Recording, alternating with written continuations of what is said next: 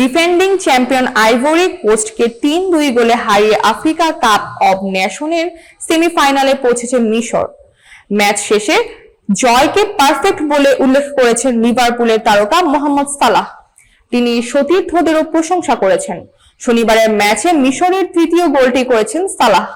এই জয়ে আইভরি কোস্টের শিরোপা ধরে রাখার স্বপ্ন শেষ হয়। একই সঙ্গে সালাহ নতুন একটি রেকর্ড গড়েছেন আফকনে। তিনি এখন পর্যন্ত ১১টি ভিন্ন জাতীয় দলের বিপক্ষে গোল করেছেন। ম্যাচ শেষে সালাহ বলেন, এটা ছিল পারফেক্ট জয়।